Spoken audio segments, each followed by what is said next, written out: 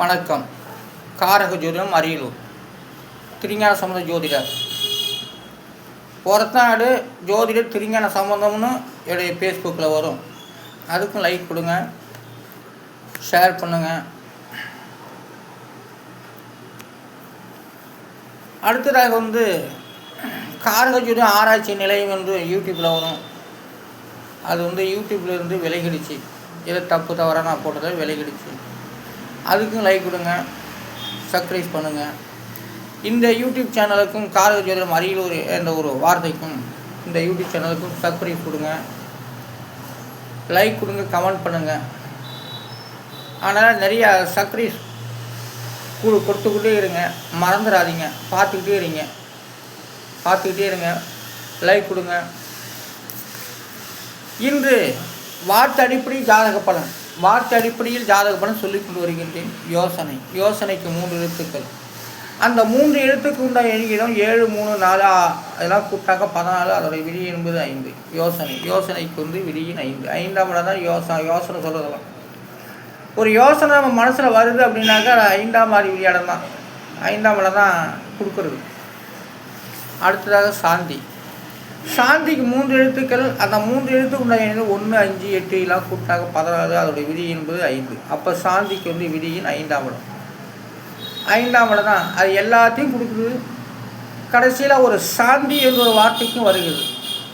சாந்தின்னு. ஆனால் சாந்திக்கு விதியின் 5. 5ஆம் இடம் தான் பலன். அகர. அடுத்ததாக அகர என்ற சொல்லுக்கு 3 எழுத்துக்கள்.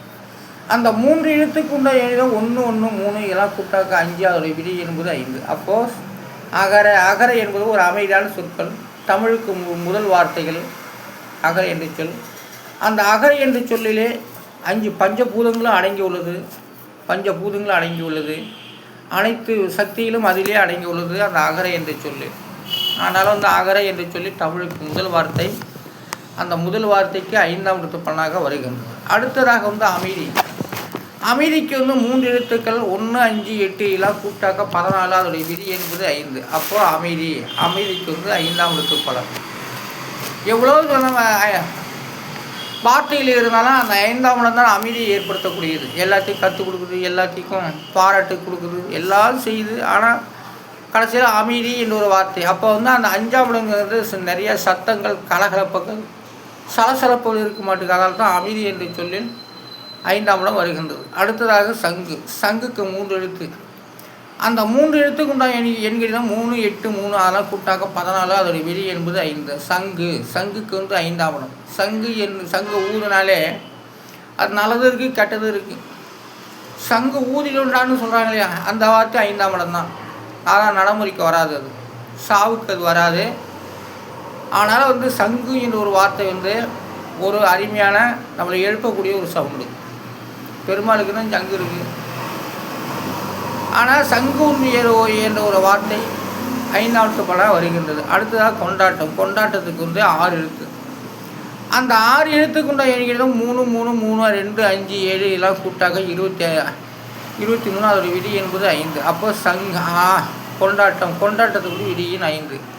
யோசனை கொடுக்குது, வேகத்தை கொடுக்குது, வேலையை கொடுக்குது, குற்றத்தை கொடுக்குது, வியாதியை கொடுக்குது, தங்கத்தை கொடுக்குது, புத்தியை கொடுக்குது, ராசியை கொடுக்குது, காவலை கொடுக்குது, பகையை கொடுக்குது, பசுவை கொடுக்குது, நாய் கொடுக்குது, விதி கொடுக்குது, இளமை தருது, மனை தருது. எல்லாத்தையும் எல்லாத்தையும் தந்து ஒரு பாராட்டக்கூடிய நிகழ்ச்சிக்கு வருகிறது அந்த கொண்டாட்டம். 5ஆம் இடம் 5ஆம் அதிபதி கொண்டாட்டம் என்ற ஒரு வார்த்தையை நீங்கள் எல்லா விதமாக செஞ்சிட்டீங்கப்பா, கொண்டாடுங்க அப்படிங்கிறது 5ஆம் இடம். அப்போ 5ஆம் இடம் கொண்டாட்டத்தை ஏற்படுத்துது. அடுத்ததாக ஆணழகுக்கு 4 எழுத்து. அந்த 4 எழுத்துக்கு உண்டான எண்ணிக்கையும் 8, 6, 6, 3 இதெல்லாம் கூட்டாக 23. அதோடைய விதி என்பது 5. ஆணழகுக்கு விதியின் 5.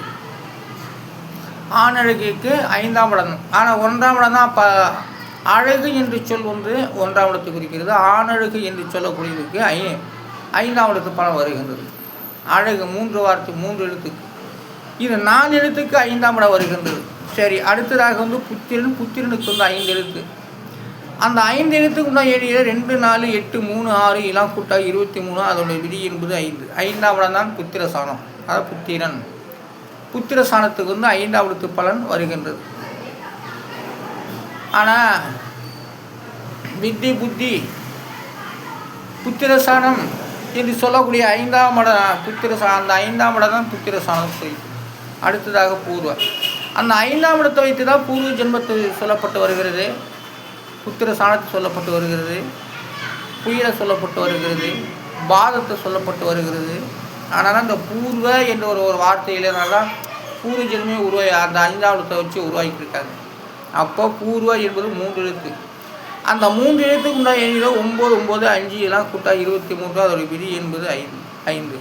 அப்போ பூர்வ என்று சொல்லுக்கு 5ஆம் இடத்து பலன் வருகின்றது. அடுத்ததாக கருப்பு.